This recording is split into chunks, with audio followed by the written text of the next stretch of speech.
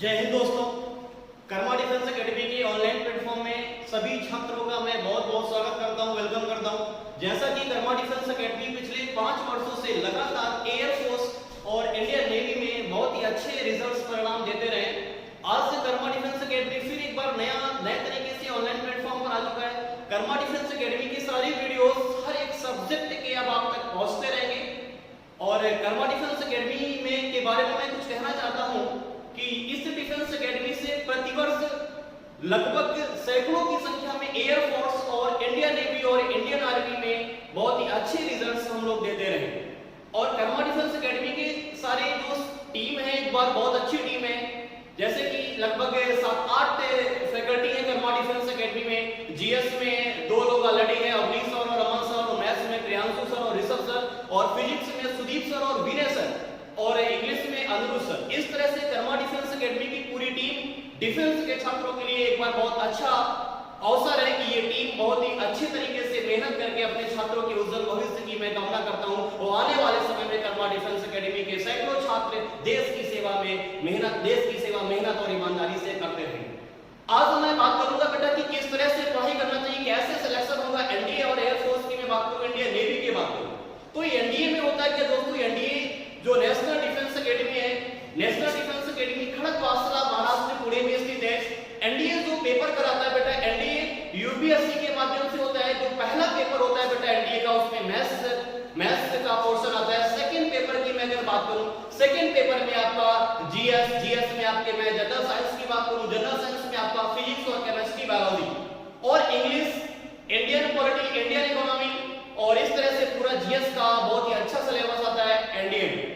और जैसे एनडीए आपका रिटन क्वालीफाई होता है, उसके बाद जो एसएसबी का प्रोसीजर होता है वो भी कर्मा डिफेंस एकेडमी बहुत अच्छी तरीके से एसएसबी भी कराती है। तो आज मैं बात करूंगा जीएस सब्जेक्ट के बारे में कि कैसे आपको एनडीए और सीडीएस में जीएस के बारे में तैयारी करना है, जीएस के बारे में अध्ययन करना है। तो जीएस में बेटा आपका जो सबसे इंपॉर्टेंट चीज है, जीएस में आपका अगर मैं जनरल साइंस की बात करूं, जनरल साइंस में फिजिक्स, केमिस्ट्री और बायोलॉजी के क्वेश्चन बहुत अच्छे आते हैं। और मैं जीएस में अगर सबसे ज्यादा बेटा क्वेश्चंस आते हैं तो बायोलॉजी के क्वेश्चन पूछे जाते हैं, उसके बाद फिजिक्स के क्वेश्चन, उसके बाद आपके केमिस्ट्री के 3 से 4 सवाल आते हैं। और इंडियन एयरफोर्स की मैं बात करूं, एयरफोर्स में फिजिक्स के क्वेश्चन 25 होते हैं, और इंडियन नेवी में एसएसआर डवाले में भी साइंस का बहुत ही महत्वपूर्ण योगदान है। तो फिजिक्स में कर्मा डिफेंस एकेडमी में फिजिक्स में सुदीप सर और विनय सर आपको पढ़ाएंगे। और जीएस में मैंने पूरी टीम को डिवाइड कर दिया है। जीएस में हिस्ट्री अलग टीचर पढ़ाएंगे, ज्योग्राफी अलग पढ़ाएंगे, इंडियन पॉलिटी और इंडियन इकोनॉमी अलग अलग सब्जेक्ट के धुरंधर कर्मा डिफेंस एकेडमी में पढ़ाएंगे। आज मैं बात करूंगा मैं अपने सब्जेक्ट की। मेरा जो सब्जेक्ट होगा बेटा बायोलॉजी का, जो सबसे बड़ा पोर्शन आता है एनडीए में, और सीडीएस में बहुत ही महत्वपूर्ण क्वेश्चन बेटा बायोलॉजी के आते हैं। आज मेरा जो पहला वीडियो कर्मा डिफेंस एकेडमी का पहला वीडियो, इसमें सबसे पहले आज आपकी जीएस स्टार्ट हो रही है। वो आने वाले समय में हर एक सब्जेक्ट की टीम और टीचर्स आप तक सारे वीडियोस हम लोग पहुंचाते रहेंगे। तो इस वीडियो को बेटा ज्यादा से ज्यादा लाइक करें, शेयर करें, सब्सक्राइब करें, जिससे कर्मा डिफेंस एकेडमी आने वाले समय में अपना बहुत बड़ा अंपायर खड़ा कर सके और यहां से बहुत मेधावी छात्र निकलेंगे, इंडियन एयरफोर्स और इंडियन नेवी में सिलेक्शन लेकर अपने माँ बाप, अपने घर परिवार का नाम रोशन करेंगे। आज मैं बात करने जा रहा हूं अपने सब्जेक्ट की, मैं बात करने जा रहा हूं। आज मैं सबसे पहले बेटा बायोलॉजी के बारे में बताऊंगा कि बायोलॉजी का क्या रोल होता है, बायोलॉजी को हम लोग कैसे एक्सप्लेन करें। तो एनडीए में कम से कम 10 से 12 क्वेश्चंस बेटा बायोलॉजी के पूछे जाते हैं, और सीडीएस में भी बहुत ही अच्छे क्वेश्चंस बायोलॉजी के आते हैं। तो आज हम लोग सिर्फ इंट्रोडक्शन पढ़ेंगे, बायोलॉजी के बारे में जानेंगे कि बायोलॉजी क्या है, कैसे इसे पढ़ेंगे, इन सब चीजों का अध्ययन आज मैं करने जा रहा हूं। सबसे पहले बेटा बायोलॉजी के बारे में जानेंगे कि what is the means of biology, biology का मतलब क्या होता है, कैसे एक्सप्लेन करेंगे बायोलॉजी। तो सबसे पहले देखिएगा बेटा, बायोस का मतलब होता है लाइफ, बायोस का मतलब होता है लाइफ, और लॉजी का मतलब होता है स्टडी करना या अध्ययन करना। जीवन के बारे में अध्ययन करना, लाइफ के बारे में अध्ययन करना, जीवन के बारे में अध्ययन करना। बायोस का बेटा मतलब होता है लाइफ, और लाइफ को हिंदी में बोलते हैं जीवन, और स्टडी का मतलब होता है अध्ययन करना, स्टडी का मतलब होता है अध्ययन करना। यहां पर हम लाइफ के बारे में स्टडी करेंगे, जीवन के बारे में अध्ययन करेंगे और जीवन के बारे में अध्ययन करना, उसे बेटा क्या कहते हैं, इसे बायोलॉजी बोलते हैं। जो कुछ भी आपको दिख रहा है लिविंग ऑर्गेनिज्म में बेटा वो सब लाइफ है, और स्टडी ऑफ लाइफ डिस्कार्ड क्या बोलेंगे, उसे बायोलॉजी बोलेंगे।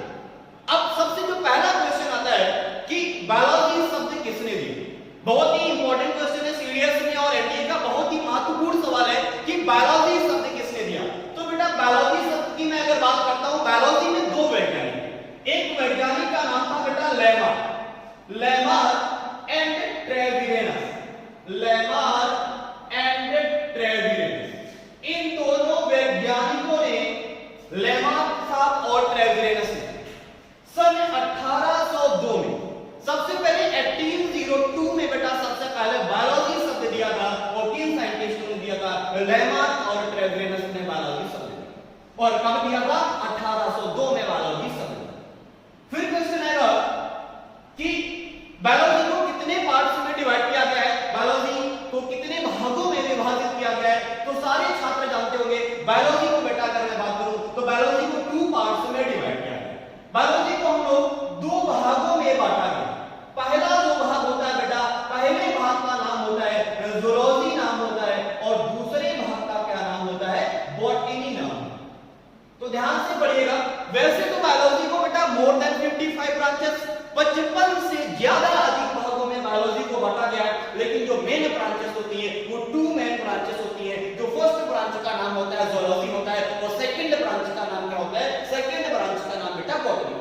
अब हम लोग ये अध्ययन करेंगे कि ज़ूलॉजी में किसके बारे में अध्ययन करेंगे और बॉटनी में बेटा किसके बारे में अध्ययन करेंगे, और फादर ऑफ ज़ूलॉजी कौन है, फादर ऑफ बॉटनी कौन है, फादर ऑफ इंडियन बॉटनी कौन है, फादर ऑफ बायोलॉजी कौन है, इन सब के बारे में हम लोग पढ़ेंगे। और एनडीए में बेटा प्रतिवर्ष और एक ऐसा सवाल आता है जहां से बेटा इंट्रोडक्शन टॉपिक से एक या 2 क्वेश्चन हर बार पूछे जाते हैं।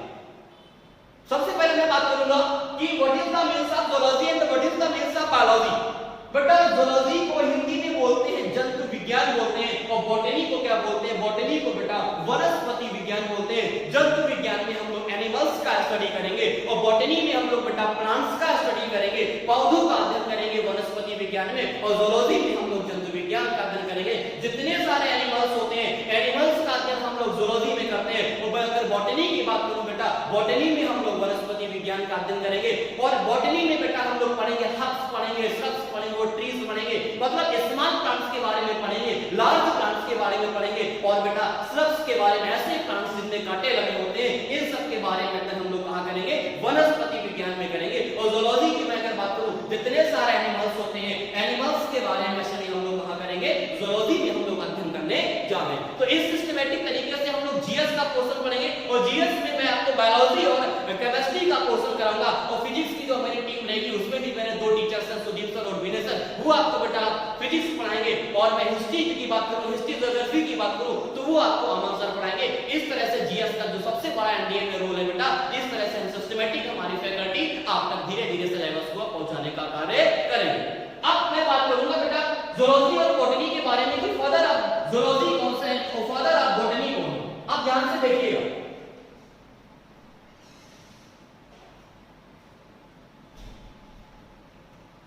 अब यहां पर हम लोग बात करने जा रहे हैं ब्रांचेस ऑफ बॉटनी।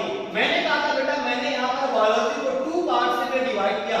जो पहला पार्ट होता है बेटा, पहले पार्ट्स की मैं अगर बात करूं, पहला पार्ट हमारा होता है ज़ूलॉजी होता है। अगर मैं सेकंड पार्ट की बात करूं, सेकंड पार्ट क्या होता है बेटा, बॉटनी होता है। ज़ूलॉजी को हिंदी में क्या बोलते हैं, जंतु विज्ञान बोलते हैं।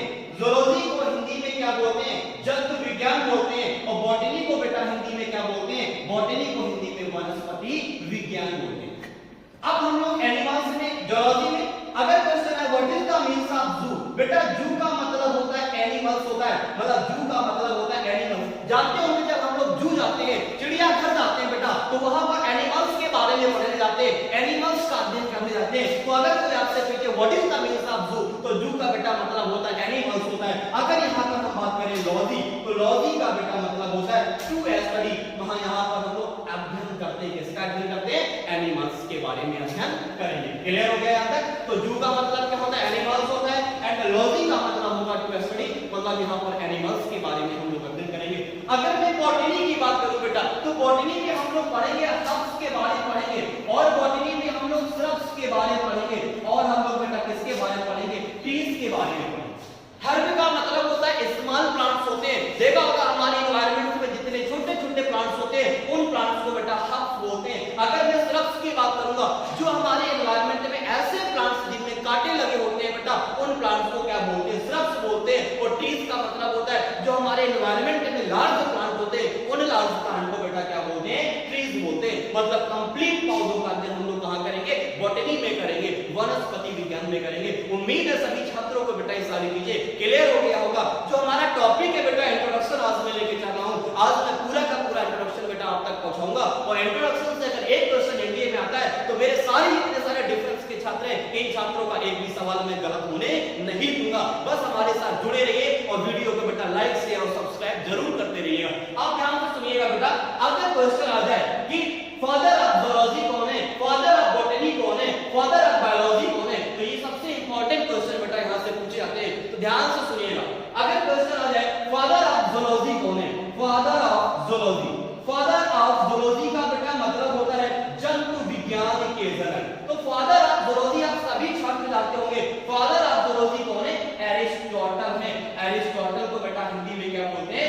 अरस्तु बोलते हैं। तो क्वेश्चन आएगा कि जंतु विज्ञान के जनक कौन है? जंतु विज्ञान के जनक कौन है? अरस्तु साहब है, एरिस्टोटल है। अगर क्वेश्चन आ जाए फादर ऑफ बॉटनी कौन है, तो वनस्पति विज्ञान कौन है? वनस्पति विज्ञान के जनक कौन है? तो वनस्पति विज्ञान के जनक बेटा कौन है?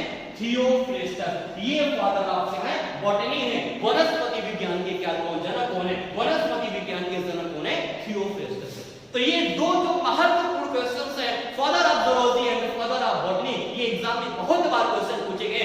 एनडीए में क्वेश्चन पूछा गया है, इंडियन नेवी में पूछा गया और एयरफोर्स नॉन टेक्निकल में क्वेश्चन इस तरह से एग्जाम में पूछे जाते हैं। अगर सबसे इंपॉर्टेंट क्वेश्चन अगर पूछा जाए फादर ऑफ इंडियन बॉटनी कौन है, मतलब वनस्पति विज्ञान के भारतीय जनक की अगर मैं बात करता हूं, तो वनस्पति विज्ञान के अगर भारतीय जनक है तो ध्यान से पढ़िएगा कि वनस्पति विज्ञान के भारतीय जनक कौन है, मतलब फादर ऑफ इंडियन बॉटनी कौन है। अगर फादर ऑफ इंडियन बॉटनी की बात करते हैं तो फादर ऑफ इंडियन बॉटनी बेटा विलियम रॉक्सबर्ग है। फादर ऑफ इंडियन बॉटनी कौन है? विलियम रॉक्सबर्ग है।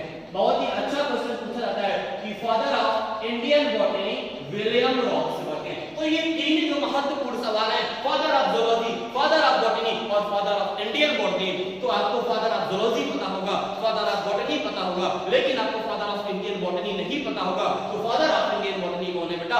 विलियम रॉक्सबर्ग है। ये फादर ऑफ इंडियन बॉटनी मतलब वनस्पति विज्ञान के कौन है? ये भारतीय जनक है, भारतीय जनक। क्लियर हो गया होगा।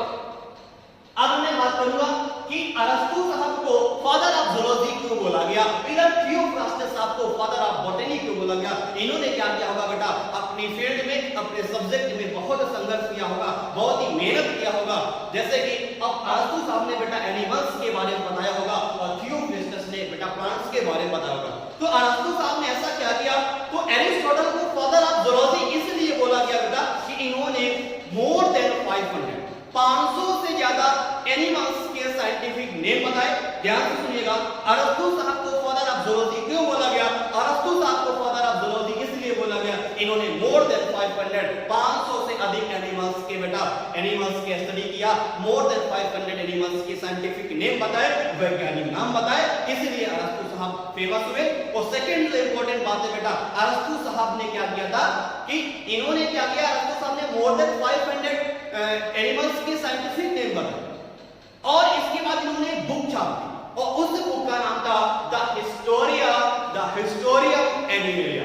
ध्यान से देखिएगा, तो सारी चीजें बेटा इस तरह से आप नोट करते रहिएगा इस क्लास में। और बाकी अब देखिए, अगर क्वेश्चन आ जाए अरस्तु साहब को फादर ऑफ ज़ूलॉजी क्यों बोला गया, तो अरस्तु साहब को बेटा फादर ऑफ ज़ूलॉजी इसलिए बोला क्योंकि इन्होंने क्या किया, मोर देन 500 से अधिक एनिमल्स के साइंटिफिक नेम बताए। एनिमल्स के बेटा इन्होंने क्या बताए, वैज्ञानिक नाम बताए। किसने बताया? एरिस्टोटल साहब ने बताया। और जब इन्होंने इतना बड़ा काम कर लिया बेटा, 500 से ज्यादा एनिमल्स के साइंटिफिक नेम बताए, तो इन्होंने अपनी बुक भी छाप देंगे। जैसे कर्मा डिफेंस एकेडमी इतना सारा स्टडी मटेरियल प्रोवाइड करता है। वो कर्मा डिफेंस एकेडमी में हर सब्जेक्ट की बेटा बुक छाप दी। फिजिक्स की मेरी अलग बुक है, मैथ्स की मेरी अलग बुक है, रीजनिंग की मेरी अलग बुक है, इंग्लिश की मेरी अलग बुक है। इस तरह से बेटा एरिस्टोटल साहब ने क्या किया, 500 से अधिक जब एनिमल्स के साइंटिफिक नेम बताए तो इन्होंने बुक छाप दी और इनकी बुक का नाम था द हिस्टोरिया एनिमलिया। इनकी बुक का क्या नाम था, द हिस्टोरिया एनिमलिया इनकी बेटा बुक का नाम है। अगर हिंदी की मैं बात करूं तो हिंदी भी इस तरह से लिखा जाएगा the Historia Animalia, the Historia Animalia. ये बेटा एरिस्टोटल की बुक का नाम है, इसीलिए एरिस्टोटल को फादर ऑफ जूलॉजी बोला जाता है, इसीलिए अरस्तु को बेटा जन्म विज्ञान का जनक बोला जाता है। उम्मीद है बेटा सारे पॉइंट्स बिल्कुल आप तक क्लियर हो गए होंगे। अगर मैं बात करूं बेटा बॉटनी की, फादर ऑफ बॉटनी थियोफ्रेस्टस। अब थियोफ्रेस्टस को फादर ऑफ बॉटनी इसलिए बोला जाता है, इन्होंने क्या किया बेटा, मोर देन 500 से अधिक पौधों के वैज्ञानिक नाम बताए, 500 से अधिक प्लांट्स के साइंटिफिक नेम बताए, प्लांट्स के वैज्ञानिक नेम बताए। इसीलिए बेटा फादर ऑफ बॉटनी की मैं अगर बात करूं, वनस्पति विज्ञान की बात करूं, तो इसीलिए बेटा थियोफ्रेस्टस को वनस्पति विज्ञान का जनक के बोला जाता है। और जब इन्होंने इतना बड़ा प्लांट्स में काम किया तो इन्होंने भी एक अपनी बुक छाप दी और इनकी बुक का नाम था द हिस्टोरिया प्लांटेरम। तो ध्यान से सुनिएगा, थियोफ्रेस्टस की बुक का नाम था the Historia plantarum, the Historia plantarum. ये थियोफ्रेस्टस की बुक का नाम था द हिस्टोरिया प्लांटेरम। क्लियर हो गया? दो बहुत ही महत्वपूर्ण सवाल पूछे जाते हैं कि अरस्तु को जंतु विज्ञान का जनक इसलिए बोला जाता है, इन्होंने बेटा मोर देन 500 एनिमल्स के साइंटिफिक नेम बताए और थियोफ्रेस्टस ने मोर देन 500 प्लांट्स के साइंटिफिक नेम बताए। और इसीलिए एरिस्टोटल को फादर ऑफ जूलॉजी बोला जाता है और थियोफ्रेस्टस को बेटा फादर ऑफ बॉटनी बोला जाता है। अगर आपसे पूछा जाए कि ओवरऑल फादर ऑफ बायोलॉजी कौन है, पूरी बायोलॉजी के जनक कौन है बेटा, तो सारे बच्चे जानते होंगे पूरे बायोलॉजी के अगर मैं जनक की बात करता हूं एरिस्टोटल। क्योंकि एरिस्टोटल ने एनिमल्स पर रिसर्च किया और अगर मैं एक्सपेरिमेंट्स की बात करूं, एक्सपेरिमेंट में बेटा जो प्लांट्स का एक्सपेरिमेंट होता है थोड़ा सा इजी होता है। अगर मैं एनिमल्स के एक्सपेरिमेंट की बात करूं, एनिमल्स की प्रयोग की बात करूं, तो एनिमल्स में एक्सपेरिमेंट करना थोड़ा सा बेटा टिपिकल होता है और प्लांट्स में थोड़ा सा क्या होता है, इजी होता है। जब इन्होंने टिपिकल चीज पर एक्सपेरिमेंट किया, कठिन चीज पर एक्सपेरिमेंट किया, इसीलिए बायोलॉजी फादर ऑफ बायोलॉजी की मैं बात करूं, इसीलिए बेटा फादर ऑफ बायोलॉजी किसे बोला जाता है, इसीलिए फादर ऑफ बायोलॉजी एरिस्टोटल को बोला गया है। तो ध्यान से पढ़िएगा बेटा, अगर क्वेश्चन आ जाए फादर ऑफ बायोलॉजी कौन है, तो फादर ऑफ बायोलॉजी कौन है बेटा, फादर ऑफ बायोलॉजी एरिस्टोटल है, फादर ऑफ बायोलॉजी अरस्तु है। तो इस तरह से बेटा इंट्रोडक्शन से एग्जाम में बहुत ही महत्वपूर्ण क्वेश्चन पूछे जाते हैं। तो आपने समझ लिया होगा बेटा, तो सारी महत्वपूर्ण चीजें आपके सामने लिखी हुई है कि फादर ऑफ जूलॉजी अरिस्टोटल है, अरिस्टोटल ने मोर देन 500 एनिमल्स के साइंटिफिक नेम बताए। अब मैं बात करूंगा तो इस तरह से बेटा इंट्रोडक्शन में एक सवाल जरूर पूछा जाता है, और खासकर एनडीए के छात्र और सीडीएस के छात्र, एयरफोर्स नॉन टेक्निकल के छात्र बेटा बायोलॉजी के इंट्रोडक्शन जरूर पढ़िएगा और ये क्लास आपके लिए 1 नंबर अवश्य देगी। इसलिए टॉपिक बहुत ही महत्वपूर्ण टॉपिक है सारे डिफेंस के छात्रों के लिए। अगर क्वेश्चन आ जाए बेटा, अगर आपसे पूछा जाए, अगर आपने नाम सुना होगा सेल का नाम सुना होगा, व्हाट इज सेल, अगर आपसे कोई क्वेश्चन पूछे सेल क्या है, तो ध्यान से देखिएगा, मैं सेल के बारे में बताने जा रहा हूं। तो देखिए व्हाट इज सेल, क्या है सेल, क्या है। तो बेटा आपने सुना होगा सेल को क्या बोलते हैं, सेल को हिंदी में बेटा क्या बोलेंगे, सेल को कोशिका बोलते हैं। क्या बोलते हैं, सेल को कोशिका बोलते हैं। ध्यान से देखिएगा सेल क्या है और सेल को क्या हिंदी में बोलते हैं, सेल को कोशिका बोलते हैं। अगर आपसे कोई पूछे व्हाट इज सेल, तो सेल क्या है, cell it is the structural and functional unit of life. कोशिका क्या है बेटा, कोशिका हमारे शरीर की संरचनात्मक एवं क्रियात्मक इकाई है। Cell it is the structural and functional unit of life. मैं लिख रहा हूं बेटा, ध्यान से देखिएगा, कोशिका क्या है, तो cell it is the structural and functional unit of life, and functional unit of life. तो कोशिका क्या है बेटा, कोशिका हमारे शरीर की संरचनात्मक एवं क्रियात्मक इकाई है। Cell it is the structural and functional unit of life. कोशिका हमारे शरीर की संरचनात्मक एवं क्रियात्मक इकाई। अब क्वेश्चन आएगा कि सेल को किसने डिस्कवर किया, तो बेटा सेल को जिनका नाम है रॉबर्ट हुक। आपने सुना होगा बेटा, रॉबर्ट हुक के बारे में सुना होगा। रॉबर्ट हुक ने बेटा सबसे पहले किसकी खोज किया था? सेल की खोज किया। और कब किया? 1665 में, 1665 में सबसे पहले बेटा रॉबर्ट हुक ने कोशिका की खोज की और बोला कोशिका को बेटा सबसे पहले ये मधुमक्खी के छत्ते में बेटा एक चैम्बर बताया और उसका नाम क्या दिया? उसका नाम सेल दिया। तो सेल क्या है? Cell it is the structural and functional unit of life. और बेटा सेल को सबसे पहले रॉबर्ट हुक ने 1665 में क्या किया था? डिस्कवर किया था। क्लियर हो गया भैया? रॉबर्ट हुक ने। अगर यहाँ पर न्यूक्लियस की बात किया था, केंद्रक की बात किया था, तो केंद्रक को रॉबर्ट ब्राउन ने 1831 में डिस्कवर किया था। केंद्रक को रॉबर्ट ब्राउन ने 1831 में डिस्कवर किया। तो सबसे पहले क्या होता है बेटा? हमारी बॉडी में अगर कोई भी ऑर्गन बनता है तो सबसे पहले बेटा एक सेल का निर्माण होता है और उसी सेल से बेटा हमारी बॉडी का डेवलपमेंट होता है। तो सबसे पहले हमारे शरीर में क्या बनेगा? सबसे पहले हमारे शरीर में बेटा सेल बनेगा और सेल को हिंदी में क्या बोलते हैं? सेल को कोशिका बोलते हैं। और अगर मैं सेल की बात करूंगा तो बहुत सारी कोशिकाएं मिलकर बेटा क्या बनाती है? टिश्यू बनाती है। और टिश्यू को हिंदी में क्या बोलते हैं? टिश्यू को हिंदी में ऊतक बोलते हैं। और जब बहुत सारे टिश्यू बन जाते हैं तो क्या बनता है बेटा? ऑर्गन बनता है। क्या बनता है? ऑर्गन बनता है। वो ऑर्गन के बाद क्या बनता है? ऑर्गन सिस्टम बनता है। ऑर्गन के बाद क्या बनेगा? ऑर्गन सिस्टम बनेगा। ऑर्गन सिस्टम के बाद क्या बनेगा बेटा? पूरे के पूरे ऑर्गेनिज्म का निर्माण होता है। पूरे का पूरे ऑर्गेनिज्म बन जाता है और इसी ऑर्गेनिज्म को हम लोग क्या बोलते हैं? बॉडी बोलते हैं। क्या बोलते हैं? शरीर। तो ध्यान से सुनिएगा। सबसे पहले पूछा जाएगा कि ग्रुप ऑफ सेल, कोशिकाओं के समूह को बेटा क्या कहते हैं? तो कोशिकाओं के समूह को टिश्यू बोलते हैं और टिश्यू को बेटा क्या बोलते हैं? टिश्यू को बेटा हिंदी में ऊतक बोलते हैं। तो group of cell it is called tissue, मतलब कोशिकाओं के समूह को बेटा ऊतक कहते हैं। और बहुत सारे टिश्यू मिलकर क्या बनाते हैं? ऑर्गन का निर्माण करते हैं, अंग का निर्माण करते हैं। और ऑर्गन मिलकर क्या बनाता है? ऑर्गन सिस्टम बनाता है। ऑर्गन सिस्टम मिलकर क्या बनाता है? ऑर्गेनिज्म का निर्माण करता है। और इस ऑर्गेनिज्म को बेटा हम लोग क्या बोल सकते हैं? बॉडी बोल सकते हैं। ये जो हमारा शरीर दिख रहा है ये पूरा बॉडी है। इसकी सब शुरुआत हुई थी तो बेटा सबसे पहले सेल से शुरुआत हुई थी और सेल के बाद क्या बना था? टिश्यूज बने थे। बहुत सारे सेल्स मिलकर क्या बनाते हैं? ऊतक बनाते हैं। और ऊतक मिलकर क्या बनाते हैं? ऑर्गन बनाते हैं। ऑर्गन को बेटा अंग बोलते हैं। ऑर्गन सिस्टम मतलब अंग तंत्र बनता है और फिर क्या बनता है? ऑर्गेनिज्म का निर्माण होता है और ऑर्गेनिज्म के बाद बेटा क्या बनती है? हमारी बॉडी का निर्माण होता है। तो इस तरह से बेटा हमारी बॉडी की उत्पत्ति हुई थी। अगर मैं बात करूं कि अगर बॉडी में सबसे पहला ऑर्गन कौन बना था बेटा, तो सबसे पहले ऑर्गन की मैं अगर बात करूं, सबसे जो पहला ऑर्गन था सबसे पहले बेटा हमारा हार्ट बना था। सबसे पहले क्या बना था? दिल बना था। हार्ट का निर्माण हुआ। जब मैं अपनी मम्मी के यूट्रस में 28 डेज का था, ध्यान से देखिएगा कि अगर क्वेश्चन आ जाए कि बॉडी का सबसे पहला ऑर्गन कौन सा होता है बेटा, तो बॉडी का सबसे पहला ऑर्गन कौन होता है? हार्ट होता है, हमारा दिल होता है। और जब मैं मम्मी के यूट्रस में 28 डेज का था, 28 दिनों का था, तो सबसे पहला अगर कोई ऑर्गन बना होगा तो सबसे पहले और पहले क्या बना था?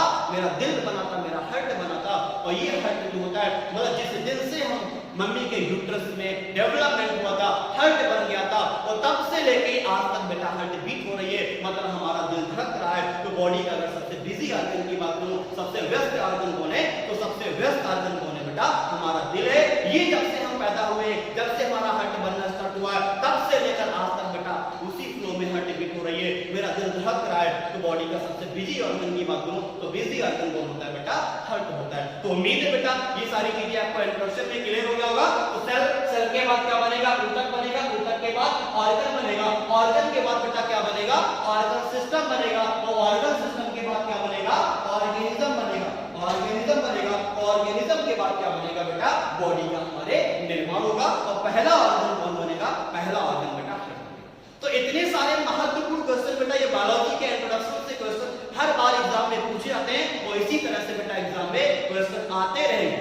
तो कर्मा डिफेंस एकेडमी पर फिर अपने ऑनलाइन प्लेटफॉर्म तैयार कर चुका है। इसी तरह से कर्मा डिफेंस एकेडमी में अब सारी क्लासेस ऑनलाइन अब चलने वाली है। अब हमारी जो कल क्लास होगी बेटा अर्थमेटिक की क्लास होगी। टॉपिक वाइज आपको अर्थमेटिक के क्वेश्चंस की प्रैक्टिस हम लोग कराते रहेंगे, कॉन्सेप्ट देते रहेंगे, क्वेश्चंस की प्रैक्टिस कराते रहेंगे। और जीएस में जो मेरी टीम है, जीएस में मेरी जो टीम तैयार किया है बायोलॉजी केमिस्ट्री में, खुद मैं ऑलरेडी अब मैं आपको बायोलॉजी केमिस्ट्री का पोर्शन पढ़ाऊंगा और हिस्ट्री ज्योग्राफी, इंडियन पॉलिटी और इंडियन इकोनॉमी। और मैं अगर करंट अफेयर्स की बात करूं, इसमें मेरी पूरी युवा टीम है जो आप तक बहुत ही अच्छी चीजें आप तक पहुंचाते रहेंगे। और इसी तरह से अगर आप लोग मेहनत ईमानदारी से डिफेंस की तैयारी करेंगे तो आने